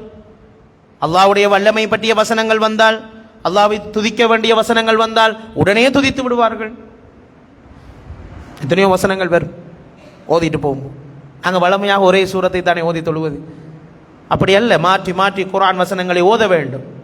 தொழுகையிலே அழகான குர்ஆன் வசனங்களை, அர்த்தமுள்ள வசனங்களை, வித்தியாசமான வசனங்களை ஓதி ஓதி தொழுகின்ற போது அந்த தொழுகை உயிரோட்டமாக இருக்கும். எனவே அப்படியான ஒரு தொழுகையை நாங்கள் ஏற்படுத்தி கொள்ள வேண்டும். 10வது வழிமுறையாக இஸ்லாம் காட்டித் தருகின்ற விடயம்தான் இந்த சூரத்துல் ஃபாத்திஹாவை பற்றி ஒரு ஹதீஸ் இருக்கிறது. நாங்கள் அல்ஹம்துலில்லாஹி ரப்பில் ஆலமீன் என்று சொன்னால் அல்லாஹ் என்ன பதில் அளிக்கிறான், அர் ரஹ்மானிர் ரஹீம் என்று சொன்னால் அல்லாஹ் என்ன பதில் அளிக்கிறான் என்று நீண்ட ஒரு ஹதீஸ் இருக்கிறது. பின்னால் வரும் நான் உங்களுக்கு இன்ஷா அல்லாஹ் சொல்வேன். அல் குர்ஆனை அதன் முறையை பேணியும் அழகிய ஓசை நயத்துடனும் ஓதுவது தொழுகையின் உயிரோட்டத்துக்கு இன்னும் ஒரு காரணியாக அமையும். மந்திரம் ஓதுவது போல முணுமுணுத்து கொண்டு ஓதாமல் அழகாக ராகமாக நாங்கள் ஓத வேண்டும். தனிமையில் தொழுகின்ற போது சத்தமிட்டு ஓதி தொழலாம், அதுக்கு மார்க்கத்திலே தடை கிடையாது. பள்ளிவாசலுக்கு வந்து தொழுகின்ற போது நாங்கள் சத்தமிட்டு ஓத முடியாது, மற்றவர்களுக்கு அது டிஸ்டர்பன்ஸாக இருக்கும், தொந்தரவாக இருக்கும். வீட்டிலே தொழுகின்ற போது நாங்கள் குழந்தைகளையும் சேர்த்து வைத்துக்கொண்டு சத்தமிட்டு ஓதி தொழலாம், அதுக்கு எந்த தடையும் கிடையாது. தனிமையில் தொழுகின்ற போது தாராளமாக நாங்கள் சத்தமாக ஓதி தொழலாம். எங்களுடைய வீட்டுக்குள் தான் தொழுகிறோம் என்றால், தனிமையில் தான் தொழுகிறோம் என்றாலும் நாங்கள் சத்தமிட்டு ஓதி தொழலாம், ராகமாக அழகா கிராத் ஓதி தொழலாம், அதுக்கு தடை கிடையாது மார்க்கத்தில். அப்படி ஓதி தொழ வேண்டும். தொழுகின்ற போது அது இனிமையானதாகவும் உணர்வுபூர்வமானதாகவும் இருக்கும் என்பதை நாங்கள் பார்க்கின்றோம். அல்லாஹ் தஆலா குர்ஆனிலே சொல்கின்றான், நீங்கள் வரத்திலில் குர்ஆன தர்தீலா, நீங்கள் குர்ஆனை ஓதுவதாக இருந்தால் மிகவும் ராகமாக, மிகவும் உயிரோட்டமாக நிறுத்தி நிறுத்தி அழகாக ஓதுங்கள், அப்போதுதான் அந்த குர்ஆனிலே ஒரு இனிமை இருக்கும் என்று ஸல்லல்லாஹு அலைஹி அல் குர்ஆனிலே அல்லாஹ் தஆலா சொல்வதை நாங்கள் பார்க்கின்றோம். ஹாக்கிமிலே பதிவாக இருக்கிற இந்த ஹதீஸை பாருங்கள். இதெல்லாம் எங்களுடைய நடைமுறைக்கு முரணாக இருக்கிறது. உங்களது ஓசை நயத்தை கொண்டு அல் குர்ஆனை அலங்கரியுங்கள், ஏனெனில் அழகிய ஓசை நயம் குர்ஆனுக்கு இன்னும் அழகை அதிகரிக்கிறது என்று ஸல்லல்லாஹு அலைஹி வஸல்லம் அவர்கள் சொன்னார். அழகான ஓசை நயத்தோடு ஓத பழக வேண்டும். கிராத், இனிமையான கிராத்தை ஓதி பழக வேண்டும். அப்படி ஓதி தொழுகின்ற போது அந்த தொழுகை உயிரோட்டமானதாக இருக்கும் என்பதை நாங்கள் பார்க்கின்றோம். அன்புக்குரியவர்களே, இமாம் ஹசனுல் பஸரி ரஹிமஹுல்லா அவர்கள் உட்பட பல இமாம்களிடம் ஒரு கேள்வி கேட்கப்பட்ட போது அவர்கள் சொன்ன ஒரு பதில் இருக்கிறது. அதுதான், நீ அல்லாஹ்வோடு பேச விரும்பினால் தொழு, அல்லாஹ் உன்னோடு பேச விரும்பினால் குர்ஆனை ஓது. ரெண்டு வித்தியாசம் தான். நாங்கள் அல்லாஹ்வோட பேசுறது, அல்லாஹ் எங்களோட பேசுறது, இரண்டு முக்கியமான அம்சங்களை பற்றி இங்கு சொல்கிறார்கள். நீ அல்லாஹ்வோடு பேச விரும்பினால் தொழு, கவலை மனசுக்குள்ள தொழு, அல்லாஹ்வோட போய் பேசு, அதுதான் ஆறுதல். அதனால தான் அல்லாஹ் தஆலா சொல்கிறான், தொழுகையை கொண்டு உதவி தேடுங்கள், வஸ்தஈனு பிஸ்ஸப்ரி வஸ்ஸலா, பொறுமையை கொண்டும் தொழுகையை கொண்டும். ஏன் ஒரு பிரச்சனையா? பொறுமை முதலாவது. இரண்டாவது தொழுகை. தொழுகை நிவாரணத்தை தரும், இன்பத்தை தரும், ஒரு மனிதனுடைய பாரத்தை இறக்கி வைக்கும், அவனுடைய கவலைகளை போக்கும். ஒழுங்காக தொழுதால், உயிரோட்டமாக தொழுதால், நான் சொன்ன இந்த முறைப்படி தொழுதால், நபிகள் நாயகம் ஸல்லல்லாஹு அலைஹி வஸல்லம் அவர்கள் தொழுத முறைப்படி தொழுதால் அந்த தொழுகை அப்படித்தான் இருக்கும். இதனால தான் சொன்னார்கள், நீங்கள் அல்லாஹ்வோடு பேச விரும்பினா வேற ரெண்டும் செய்ய தேவையில்லை, போய் தொழுங்க. அல்லாஹ் உங்களோடு பேச விரும்பினா குர்ஆனை ஓதுங்க. அல்லாஹ் பேசுறதுனா அது அவ்வளவு, அல்லாஹ்வுடைய கலாம் தான் அது அவ்வளவு. குர்ஆன்ங்கிறது பிரதி அடிக்கப்பட்ட அந்த புத்தகம் அல்ல, அதில் இருக்கிற வசனங்கள் தான் அல்லாஹ்வுடைய வசனங்கள். அதில் இருக்கிற எழுத்தோ அச்சோ தாளோ குர்ஆன் அல்ல. குர்ஆன் என்பது எது? அந்த வார்த்தை, அதனுடைய அர்த்தம், அது பேசுகின்ற விடயங்கள், அதுதான் குர்ஆன். நாங்கள் கையிலே வைத்திருக்கிறது முஸ்ஹாஃப், அது பிரதி, அது அல் குர்ஆனினுடைய ஒரு எழுத்து பிரதி, அது குர்ஆன் அல்ல. ரசூலுல்லாஹ்வுக்கு அது இறக்கப்படவில்லை. ரசூலுல்லாஹ்வுக்கு இறக்கப்பட்டது ஓசை, அந்த வசனம் தான் இறக்கப்பட்டது. ஆகவே நாங்கள் குர்ஆன் என்று நாங்கள் கையில் வைத்திருக்கிறது குர்ஆன் தான், குர்ஆனுடைய ஒரு பிரதி முஸ்ஹாஃப். உண்மையான குர்ஆன், அதில் இருக்கிற விஷயம், அதற்குத்தான் கண்ணியம், அந்த பேப்பருக்கு கண்ணியம் இல்லை, அது அச்சடிக்கப்பட்டதுக்கு அல்ல கண்ணியம், அதில் இருக்கிற விஷயத்துக்கு தான் அந்த கண்ணியம் இருக்கிறது என்பதை நாங்கள் பார்க்கின்றோம். எனவே நீ அல்லாஹ்வோடு பேச விரும்பினால் தொழு, அல்லாஹ் உன்னோடு பேச விரும்பினால் குர்ஆனை ஓது என்று இமாம்கள் சொன்ன அந்த விடயத்தை நாங்களும் எங்களுடைய கவனத்தில் கொள்ளவே. நாங்கள் இரண்டையும் ஒன்றாக செய்யக்கூடிய ஒரு சந்தர்ப்பம் இருக்கும் என்றால் அது தொழுகை தான். தொழுகையில் நாம் ரெண்டையும் தானே செய்கிறோம், ஒன்று குர்ஆன் ஓதுறோம், அடுத்த துஆக்கள் ஓதுறோம், அல்லாஹ்வோட நாம பேசுகிறோம், அல்லாஹ் நம்மளோட பேசுகிறான். ஆனால் ஒரு எளிமையான உதாரணத்தை சொன்னால், உங்களுக்கு ஒரு கோல் வருகிறது, உங்களுக்கு ஒரு அழைப்பு வருகிறது உங்களுடைய ஃபோனிலே, நீங்கள் எடுத்து பேசுகிறீர்கள், நீங்கள் ஒரு மொழியில் பேசுகிறீர்கள், என்ன பேசுகிறீர்கள் என்று ஃபோன் அடுத்தவருக்கு விளங்கவில்லை. ஃபோன் அடுத்தவர் உங்களோட ஒரு மொழியில் பேசுகிறார், அவர் என்ன பேசுகிறார்னு உங்களுக்கு விளங்கவில்லை. ஆனால் ஒரு 15 நிமிஷம் காய்ச்சி கொண்டே இருக்கிறீங்க. இந்த உரையாடலை பற்றி வெளியிலிருந்து பார்க்கின்ற ஒருவர் என்ன நினைப்பார்? இது ஒரு பிரயோசனமான உரையாடலா? இந்த உரையாடலில் ஏதாவது உயிரோட்டம் இருக்குமா? நம்ம என்ன காய்க்கணும்னு அவருக்கு விளங்க இல்லை, அவர் என்ன காய்க்காரும் நமக்கு விளங்க இல்லை என்றால் இது ஒரு உயிரோட்டமான உரையாடலா? இந்த எளிமையான உதாரணத்தை வைத்து இப்பொழுது தொழுகையை ஒப்பிட்டு பாருங்கள். இப்பொழுது தொழுகையை ஒப்பிட்டு பாருங்கள். நாம் என்ன ஓதுகிறோம் என்றும் நமக்கு புரியவில்லை, அல்லாஹ் குர்ஆனிலே நமக்கு என்ன சொல்லுகிறான் என்றும் நமக்கு புரியவில்லை என்றால் இந்த அர்த்தம் புரியாமல் 15 நிமிஷம் டெலிஃபோன் கதைத்தவருடைய உதாரணம் தான் நம்முடைய உதாரணமும். அப்படித்தான் நாங்களும் பேசிக் கொண்டிருக்கிறோம். என்ன பேசுறோம் நமக்கே தெரியாது. பேசுறோம். தொழுதோமா? தொழுதோம். என்ன ஓதி தொழுதோம்? அதனுடைய அர்த்தம் என்ன? அதை விளங்கி தொழுதோமா என்றால் நமக்கு அது தெரியாத ஒரு நிலையில் தான் நாங்கள் தொழுது கொண்டிருக்கிறோம் என்பதை நாங்கள் பார்க்கிறோம். இப்பொழுது நான் சொன்ன அந்த ஹதீஸ் பாருங்கள். நான் சொன்னேன் சூரத்துல் ஃபாத்திஹாவை பற்றி ஒரு ஹதீஸ் வரும், அதை பாருங்கன்னு சொன்ன இந்த ஹதீஸ் தான் அது. பாருங்கள், அல்லாஹ் கூறியதாக நபிகள் நாயகம் ஸல்லல்லாஹு அலைஹி வஸல்லம் அவர்கள் சொன்னார்கள், தொழுகை என்ற ஃபாத்திஹா அத்தியாயத்தை எனக்கும் எனது அடியானுக்கும் இடையில் 2 பகுதிகளாக நான் பிரித்து வைத்திருக்கிறேன். தொழுகையில் என்னுடைய அடியான் நம்மளை தான் சொல்கிறான், அல்லாஹ் சொன்னதாக ரசூலுல்லாஹ் சொல்கிறாங்க. நம்ம ஓதுற அந்த ஃபாத்திஹாவை அல்லாஹ் பிரித்து வைத்திருக்கிறான். எனது அடியான் வேண்டுவதெல்லாம் அவனுக்கு வழங்கப்படும். உயிரோட்டமா தொழுகிற ஒரு ஆளுக்கு கிடைக்கிற நன்மை என்ன? இந்த ஹதீஸை பாருங்கள். உயிரோட்டமா தொழுகின்ற ஒருவருக்கு கிடைக்கிற நன்மை என்ன? அவர் கேட்கிறதெல்லாம் வழங்கப்படும், அவர் வேண்டுவதெல்லாம் அவனுக்கு வழங்கப்படும். அவன் அல்ஹம்துலில்லாஹி ரப்பில் ஆலமீன் என கூறினால் உடனே அல்லாஹ் தஆலா என்ன செய்றான்? மலக்குமாரையெல்லாம் அழைச்சி சொல்கிறான், என்னுடைய அடியான் என்னை புகழ்ந்து விட்டான் என்று அல்லாஹ் உடனே சொல்கிறான். நாம் அல்ஹம்துலில்லாஹி ரப்பில் ஆலமீன் ஓதும் போது அல்லாஹ் சந்தோஷப்பட்டு நம்மளை பெருமைப்படுத்தி அங்கே சொல்கிறான், அந்த சபையில் சொல்கிறான், என்னை பாரு, என்னை புகழ்ந்துட்டான் என் அடியான். நம்மளோட பேரை சொல்லி சொல்கிறான், உங்களோட பேரை சொல்லி சொல்கிறான் அல்லாஹ் தஆலா. இவ இந்த ஃபாத்திமா, இந்த ஆயிஷா, இவ என்னுடைய பேரை சொல்லி இப்பொழுது நம்முடைய பேரை சொல்லி சொல்கிறான், இந்த அடியான் என்னை புகழ்ந்து விட்டான் மலக்குமாருடைய சபையில் அல்லாஹ் சொல்கிறான். யோசிச்சு பாருங்க எவ்வளோ பெரிய சிறப்பு. அல்ஹம்துலில்லாஹி ரப்பில் ஆலமீன் என்று சொன்னால் அவ்வாறு சொல்கிறான். அர் ரஹ்மான் ரஹீம் என கூறினால் அதற்கு அல்லாஹ் தஆலா எனது அடியான் என்னை துதித்து விட்டான். பார்த்தீங்களா, என்ன ரஹ்மான் என்றும் ரஹீம் என்றும் அவன் துதித்தானே இப்ப என்று பெருமை பேசுகின்றான். மீண்டும் நாங்கள் மாலிக் யௌமித்தீன் என கூறினால் அதற்கு அல்லாஹ் தஆலா சொல்கிறான், எனது அடியான் என்னை மேன்மைப்படுத்தி விட்டான். பார்த்தீங்களா, என்னை மாலிக்காக ஏற்றுக்கொண்டானே, மறுமை நாளில் நான் தான் அதிபதி என்று என்னுடைய அடியான் இப்ப சொன்னானே, அவன் என்னை மேன்மைப்படுத்தி விட்டான் அல்லாஹ் தஆலா பேசுகின்றான். ஈயாக்க நஅபுது வ ஈயாக்க நஸ்தஈன் என்று நாங்கள் சொல்லுகின்ற போது அல்லாஹ் தஆலா இது எனக்கும் என் அடியானுக்கும் இடையில் உள்ள சமாச்சாரம் என்று சொல்கிறான். ஏன் அப்படி சொன்னான்? யோசிச்சு பாருங்க, ஏன் அப்படி சொன்னான்? மற்றதுக்கெல்லாம் என்னை புகழ்ந்தான், என்னை துதித்தான், என்னை மேன்மைப்படுத்தி விட்டான்னு சொன்ன போது ஈயாக்க நஅபுது வ ஈயாக்க நஸ்தஈனுக்கு மாத்திரம் அல்லாஹ் தஆலா என்ன சொல்கிறான்? இது எனக்கும் என் அடியானுக்கும் உள்ள சமாச்சாரம் என்று மட்டும்தான் சொன்னான். ஏன் தெரியுமா? உண்மையாக நாங்கள் அல்லாஹ்வை வணங்குறோமா இல்லையானது அல்லாஹ்வுக்கு மட்டும்தான் தெரியும். ஈயாக்க நஅபுது, யா அல்லாஹ் உன்னை மட்டும்தான் வணங்குகிறோம். வ ஈயாக்க நஸ்தஈன், உன்னிடம் மட்டும்தான் உதவி தேடுகிறோம். அப்படி என்றால் இறந்தவர்களிடம் உதவி தேட முடியாது. மரணித்தவர்களிடம் போய் எங்களுக்கு அதை தாங்க இதை தாங்க என்று கேட்க முடியாது. அல்லாஹ்வில் வைக்க வேண்டிய நம்பிக்கையை ஒரு துண்டு எழுதப்பட்ட வாசகத்தில், தொங்கவிடப்பட்ட போத்தல்களில், இடுப்பிலே கட்டப்பட்ட ஒரு கயிற்றிலே நாங்கள் அந்த நம்பிக்கையை வைக்க முடியாது. அல்லாஹ்விடத்தில் மாத்திரம்தான் வைக்க வேண்டும். யா அல்லாஹ் உதவியா, அது நீ செஞ்சாதான் உதவி. வணக்கமா, அது உனக்கு செஞ்சா மட்டும்தான் வணக்கம். இதுல ஷிர்க்கு கிடையாது, இதுல சின்ன ஒரு இணை வைப்பும் கிடையாது. நாங்க யாரிடமும் போய் கேட்க மாட்டோம்.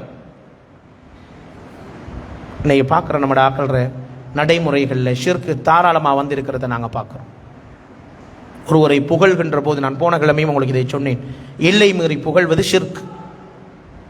அவர் இல்லை என்றால் இது நடந்திருக்காது, அவர் இல்லை என்றால் இப்படி இருந்திருக்காது என்று நாங்கள் மனிதர்களே அளவுக்கு புகழ், இது ஷிர்க். ஏன்? அல்லாஹ்வாலாக வேண்டிய ஒரு காரியத்தை மனிதனுக்கு நாங்கள் கொடுப்பதை விட அவர் இல்லாவிட்டால் இது நடந்திருக்காதா? நமக்கு தெரியுமா? அல்லாஹ்வுடைய நாட்டத்தை நாம் அறிந்திருக்கிறோமா? அவர் இல்லாவிட்டால் இன்னொருவரை கொண்டு அல்லாஹ் தஆலா இதனை செய்விப்பான். நல்ல மனிதர்கள் மரணித்து போகின்ற போது நாங்கள் இலகுவா சொல்லி விடுகிறோம், அவருடைய இழப்பு ஈடு செய்ய முடியாத இழப்பு. யார் சொன்னது உங்களுக்கு ஈடு செய்ய முடியாது என்று? ஷிர்கான வார்த்தைகள், இதையெல்லாம் பயன்படுத்தக்கூடாது. நாங்கள் இயல்பாக சொல்லுகின்ற சில விடயங்கள் கதைக்கும் போது நாங்கள் அப்படி கதைத்து விடுகிறோம். ஒரு வைத்தியரிடம் நாங்கள் போகிறோம் என்றால் மருந்து தருவது அவர், மருத்துவம் செய்வது அவர், சுகமளிப்பது அல்லாஹ். இதனை நாங்கள் விளங்கிக் கொள்ள வேண்டும். அல்லாஹ்வில் வைக்க வேண்டிய நம்பிக்கையை ஒரு குளிசையிலே, ஒரு மாத்திரையிலே, ஒரு வைத்தியரிலே வைத்து விட்டால் அதுவும் மறைமுகமான ஷிர்க் தான்.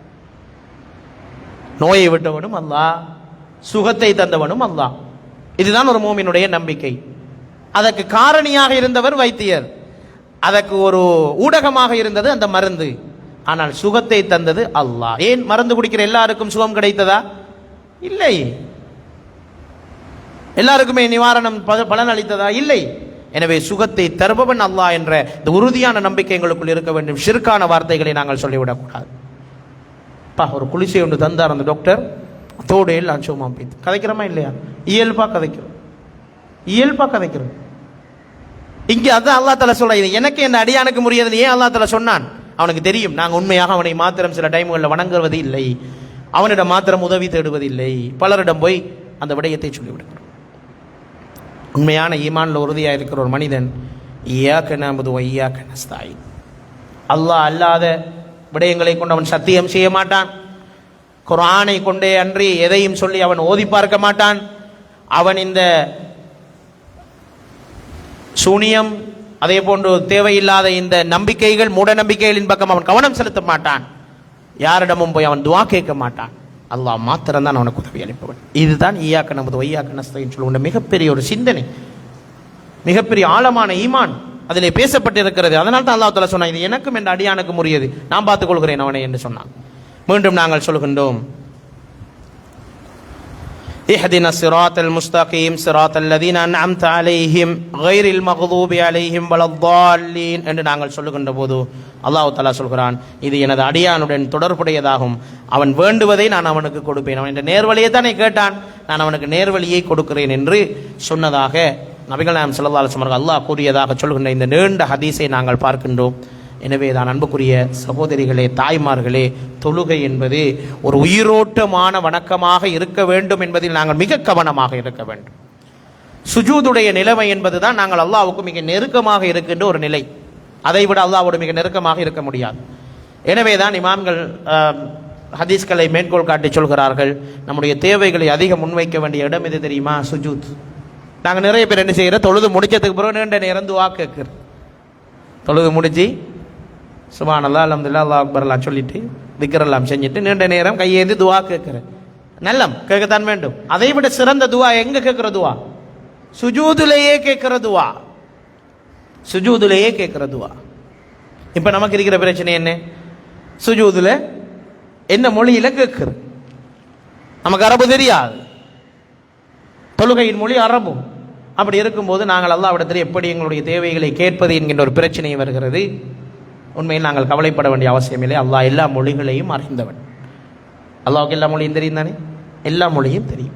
ஆகவே நாங்கள் சுஜூதிலே எங்களுடைய மனதுக்குள்ளால் எங்களுடைய தாய்மொழியிலேயே எங்களுடைய தமிழ் மொழியிலேயே மனதிலே நாங்கள் நினைத்து அல்லாஹ்விடத்திலே தாராளமாக துஆ கேட்கலாம். யா அல்லாஹ், எனக்கு ஏற்பட்டிருக்கிற இந்த நோயை இல்லாமக்கிறியா அல்லாஹ், உன்னுடைய சுஜூதிலே இருந்து கேட்கிறேன் யா அல்லாஹ், உனக்கு அடிபணிந்து கேட்கிறேன் யா அல்லாஹ், என்னுடைய தலையை கொண்டு போய் பூமியிலே வைத்து பெருமை இல்லாமல் கேட்கிறேன் யா அல்லாஹ், என் பிள்ளைக்கு ஏற்பட்டிருக்கக்கூடிய இந்த கவலையை நீக்கிடையா அல்லாஹ், என் கணவருக்கு ஏற்பட்டிருக்கக்கூடிய இந்த பிரச்சனையை இல்லாமல் ஆக்கிடையா அல்லாஹ், என் குடும்பத்துக்கு ஏற்பட்டிருக்கக்கூடிய இந்த அவமானத்தை தொடச்சிடையா அல்லாஹ் என்று மனமுருகி அந்த நேரத்திலே சுஜூதிலே கிடந்து கேட்கின்ற போது அந்த கண்ணீர் எங்களுடைய பாவங்களை கரைத்துவிடும், அந்த அழுகை எங்களுடைய குரல்களை அல்லாஹ்விடத்திலே உயர்த்திவிடும். சகோதரிகளே, சுஜூதிலே கிடந்து கேட்க வேண்டும் அல்லாஹ்விடத்தில். அதிலும் தஹஜ்ஜுடைய நேரத்திலே, சுபஹுடைய நேரத்திலே கேட்கப்படுகின்ற துஆக்களுக்கு மிக அருமையான அதற்கு பயன்கள் இருக்கின்றன. எனவே முடியுமான வரைக்கும் அந்த சுஜூதை நீட்ட வேண்டும். சுஜூதிலே அதிகமான துஆக்களை ஓத வேண்டும். நமக்கு பாடமான பல துஆக்கள் இருக்கும், அதையெல்லாம் அரபிலே கேட்கலாம். அல்லாஹும்ம அஜிர்னி மினன்னார், யா அல்லாஹ் என்னை நரகத்தை விட்டு பாதுகாத்துருவாயாக.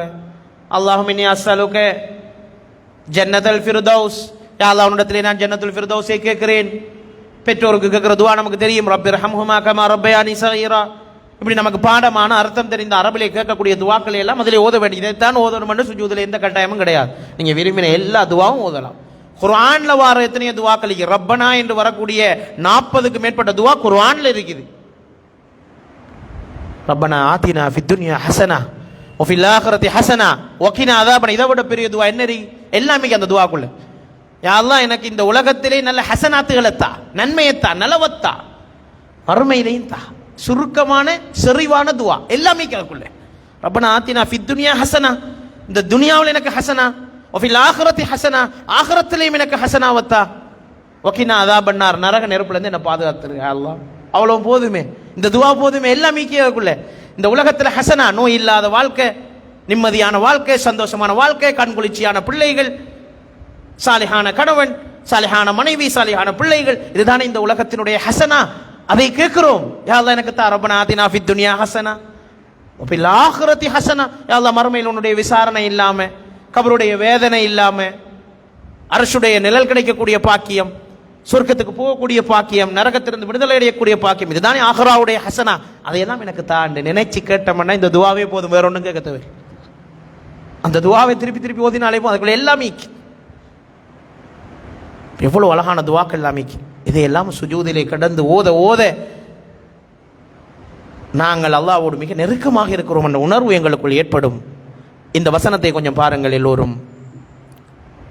இந்த வசனத்தை பாருங்கள். அல்லாஹ் தஆலா 18வது அத்தியாயம் சூரத்துல் கஹ்ஃபிலே 109வது வசனத்திலே சொல்கின்றான், இன்னும் அவர்கள் அழுதவர்களாக முகம் குப்பர விழுவார்கள், அவருடைய உள்ளச்சத்தை அது அதிகப்படுத்தும். அல்லாஹ்வுடைய வசனங்களை கேட்டால் மூமின்களுடைய நிலை என்ன தெரியுமா? அவர்கள் அழுதவர்களாக முகம் குப்பர விழுவார்கள். சுஜூத் என்றால் அது அழுகைக்குரிய இடம், அது அழுது கேட்க வேண்டிய இடம். அல்லாஹ்விடத்திலே கெஞ்சி கேட்கின்ற இடம், வலிந்து கேட்கின்ற இடம், அதுதான் சுஜூது. குர்ஆன் அப்படித்தான் சொல்கிறது. இன்னும் அழுதவர்களாக அவர்கள் முகம் குப்பர விழுவார்கள், அவருடைய உள்ளச்சத்தை அது அதிகப்படுத்தும், அது உயிரோட்டத்தை அதிகரிக்கும் என்று அல்லாஹ் தஆலா சொல்றானே. அப்படிப்பட்ட சுஜூதுகளை நாங்கள் செய்திருக்கிறோமா என்று சிந்தித்து பார்க்க வேண்டும். சுஜூதை போல ஒரு மருந்து ஒன்றும் கிடையாது. சுஜூதை போல ஒரு மருந்து ஒன்றும் கிடையாது. எல்லா கவலைக்கும் நிவாரணி சுஜூது தான்.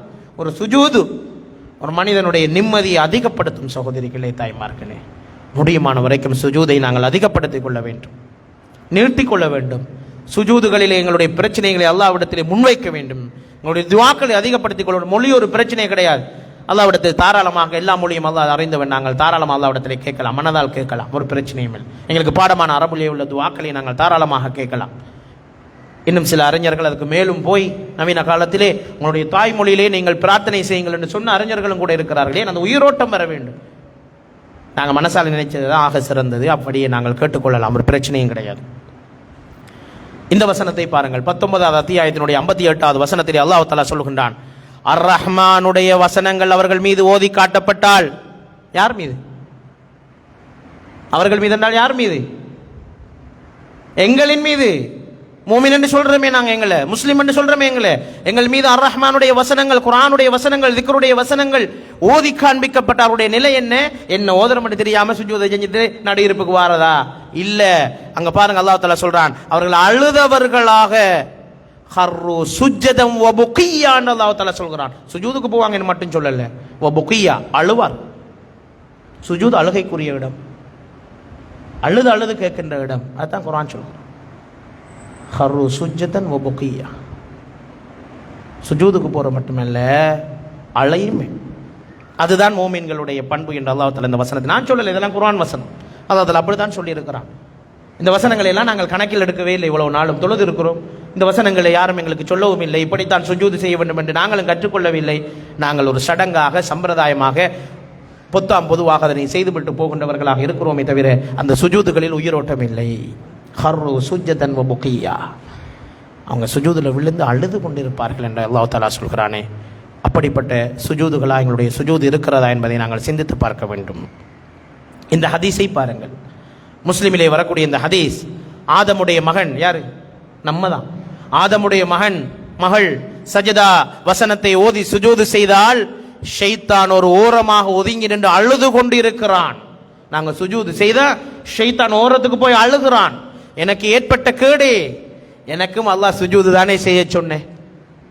ஆதமுக்கு சிரம் சாய்த்து சுஜூது செய்ய சொன்ன போது தானே நான் மறுத்தேன். அது மட்டும்தானே நான் செஞ்ச பாவம். அதற்காகத்தானே அல்லாஹ் தஆலா எனக்கு சாபமிட்டு என்னை இந்த நிலைக்கு ஆளாக்கினான்.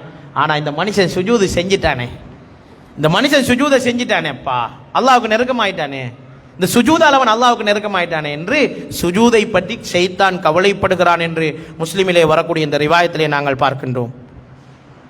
அவனுக்கு சுவர்க்கமும் கிடைத்து விட்டதே இந்த சுஜூதாலே என்று ஷைத்தான் கவலைப்படுகிறான்.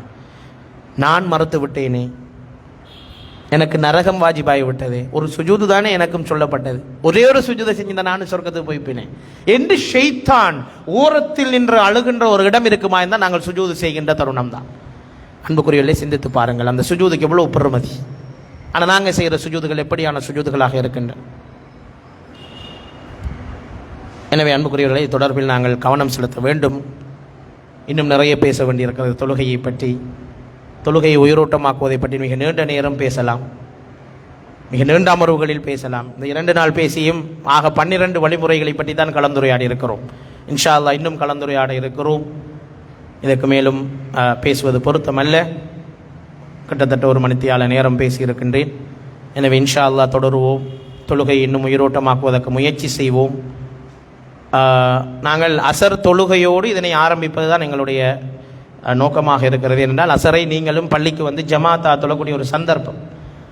இந்த சந்தர்ப்பத்திலே நீங்கள் பாங்கு சொல்கின்ற உடனேயே இந்த பள்ளி வாயிலுக்கு வந்துவிட்டால், இங்கே ஜமாத்து நடக்கின்ற போது இந்த பகுதியிலே பெண்களுக்கு தான் ஒதுக்கப்பட்டிருக்கிற இந்த புதன்கிழமையிலே தாராளமாக நீங்கள் ஒரு தொழுகையை ஜமாத்தாக தொழுவது 27 மடங்கு நன்மை.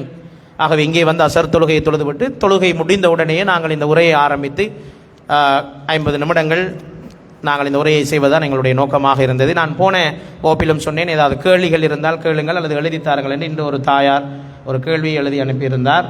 அதற்கான விடையை சொல்லிவிட்டு முடிக்கலாம் நினைக்கின்றேன். அவருடைய கேள்வி என்னவென்றால், தொழுகையின் போது பெண்கள் பொதுவாக தொழுகின்றார்கள்.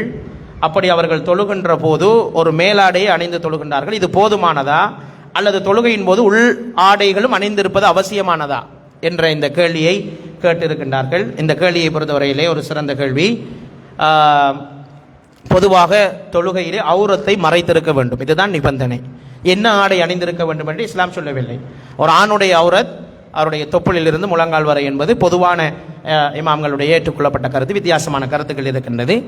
பொதுவாக அதனை மறைத்து தொழுதால் போதுமானது. ஆனால் தொழுகையின் போது ருக்கோ சுஜூதின் போது நாங்கள் சிட்டியாக முழங்கால் வரைக்கும் ஒரு ஆடை அணிந்திருந்தால் அது உயரும், பணியும். ஆகவே இந்த நேரத்தில் ஔரத் வெளிப்பட வாய்ப்பு இருக்கும். எனவே சற்று நீளமான ஆடை அணிந்து தொழுமாறு ஸல்லல்லாஹு அலைஹி வஸல்லம் அவர்கள் வழிகாட்டி இருக்கிறார். இது ஆண்களுக்கு. பெண்களை பொறுத்தவரையிலே அவர்களுடைய ஔரத் என்பது முகம் கை தவிர்ந்த அனைத்தும் ஔரத் என்பதுதான் பொதுவான அபிப்பிராயமாக இருக்கிறது. சில இமாம்கள் கால் பாதங்கள் ஔரத் அல்ல என்ற கருத்தை முன்வைத்திருக்கிறார்கள். பொதுவாக அனைவரும் முகம் கை தவிர என்று வரக்கூடிய ரிவாயத்து தான் மிக பலமான ரிவாயத்தாக இருப்பதனால் முகம் கை தவிர்ந்த மற்ற அனைத்தும் மறைக்கப்பட வேண்டும், தொழுகையிலும் மறைக்கப்பட வேண்டும். அவ்வாறு மறைத்து கொண்டு நாங்கள் தொழுதால் போதுமானது. அது ஏதாவது ஒன்றால் மறைத்தால் போதுமானது. ஆனால் ஒரு சஹாபி பெண்மணி ஸல்லல்லாஹு அலைஹி வஸல்லம் வந்து கேட்கிறார், எனக்கு ஒரே ஒரு ஆடை தான் நீக்கிறது, அந்த ஆடை மேலாடை மாத்திரம்தான், அதனை போட்டுக்கொண்டு நான் தொழ முடியுமா என்று கேட்டபோது ஸல்லல்லாஹு அலைஹி வஸல்லம் அவர்கள் அதனை சற்று கீழே இறக்கமாக இருந்தால் அதனை நீ அணிந்து கொண்டு தொழ முடியும் என்று அனுமதி வழங்கி இருக்கிறார். எனவே கட்டாயம் நீங்கள் வெளியில் செல்வது போன்று ஆடை அணிந்த நிலையில் தான் தொழுகைக்கு வர வேண்டும் என்பதல்ல. ஒரு சாதாரண ஒரு வளமையாக அணிகின்ற ஒரு ஆடை மேலாடை மாத்திரம் அணிந்து கொண்டு தொழ முடியும். உள்ளே வேறு ஆடைகள் அணிந்திருக்க வேண்டும் என்ற அவசியம் கிடையாது என்பதை நாம் இங்கு தெளிவுபடுத்த விரும்புகின்றோம். எனவே வேறு வினாக்கள் இருந்தாலும் இன்ஷா அல்லாஹ் நீங்கள் எழுதி கொண்டு வந்து தந்தால் அதற்கான விளக்கங்களை இன்ஷா அல்லாஹ் உங்களுக்கு வழங்க முடியும். நேரடியாக கேட்க விரும்பினாலும் கேட்டுக்கொள்ள முடியும். எனவே இந்த சந்தர்ப்பத்திலே இங்கே நேரம் ஒதுக்கி அல்லாஹ்வுடைய இல்லத்துக்கு வந்து மார்க்கத்தை படிக்க வந்த உங்களுக்கு அல்லாஹ்வுடைய சகீனத் இருக்கிறது. இந்த சபையிலே மலக்குமார்கள் சூழ்ந்திருக்கிறார்கள். அல்லாஹ்வுடைய அருள் இருக்கிறது. யார் நேற்று நாங்கள் மௌத்தா இருந்தால் எங்களுடைய அந்தஸ்து குறைந்திருக்கும். இன்று நாங்கள் மௌத்தா ஆண்ட போது எங்களுடைய அந்தஸ்து கூடியிருக்கும். ஏன்? இன்று நாங்கள் ஏதோ ஒரு வசனத்தை, ஒரு குர்ஆனை, ஒரு சில ஹதீஸ்களை படித்திருக்கிறோம். எனவே எங்களுடைய அந்தஸ்து கூடியிருக்கும். படிக்க படிக்க அந்தஸ்து கூடும் அல்லாஹ்விடத்தில். ஆகவே முடியுமான வரைக்கும் இதற்கு நீங்களும் கலந்து கொள்ளுங்கள். உங்களுடைய ஏனைய சகோதர சகோதரிகளையும் தாய்மார்களையும் அழைத்து வாருங்கள். இன்ஷா அல்லாஹ் இந்த தஅவா பணியிலே நீங்களும் இணைந்து கொள்ளுமாறு உங்களை கேட்டுக்கொண்டு எங்களுடைய தொழுகைகளை உயிரோட்டமாக மாற்றுவதற்கு தொடர்ந்தும் துஆ செய்வோம். அல்லாஹ்ட்டே அதை கேட்போம். யார் இந்த தொழுகை உயிரோட்டமாக, அது உயிரோட்டமான எல்லாம் உயிரோட்டமாயிடும். ஒரு ஹதீஸை சொல்லி முடிக்கிறேன். ஸல்லல்லாஹு அலைஹி வஸல்லம் அவர்கள் சொன்னார்கள், அவ்வளு மா யுஹாஸபு அலைஹில் அப்து யௌமல் கியாமத்தி அஸ்ஸலா அஸ்ஸலா. நாளை மறுமையிலே அல்லாஹ் தஆலா மறுமையிலே முதலாவது ஒரு மனிதத்திலே கேட்க போறது தொழுகையை பற்றி தான். அது சீராகி விட்டது என்று சொன்னால் ஏனைய அனைத்து அமல்களும் சீராகி விடுமாம். அது சீர்கட்டு விட்டது என்றால் ஏனைய அனைத்து அமல்களும் சீர்கட்டு விடும் என்று சொன்னார்கள். எனவே உயிரோட்டமான தொழுகை இல்லையா, அது ஆன்மீகத்தின் மிகப்பெரிய வறுமை. அதிலிருந்து நாங்கள் விடுபட வேண்டும். அல்லாஹ் தஆலா எங்கள் அனைவருக்கும் எங்களுடைய சந்ததிகளுக்கும் தொழுகையாளிகளாக அல்லாஹ் தஆலா மாற்ற வேண்டும். உயிரோட்டமாக தொழக்கூடிய பாக்கியத்தை வல்ல அல்லாஹ் தஆலா எனக்கும் உங்களுக்கும் நசீபாக்குவானாக. வாஹிரு தஅவானா அல்ஹம்துலில்லாஹி ரப்பில் ஆலமீன். வஸ்ஸலாமு அலைக்கும் வரஹ்மத்துல்லாஹி வபரகாத்துஹு. சுப்ஹானக்கல்லாஹும்ம வபிஹம்திக அஷ்ஹது அல்லா இலாஹ இல்லா அன்த அஸ்தக்ஃபிருக வ அத்தூபு இலைக். அஸ்ஸலாமு அலைக்கும் வரஹ்மத்துல்லாஹ்.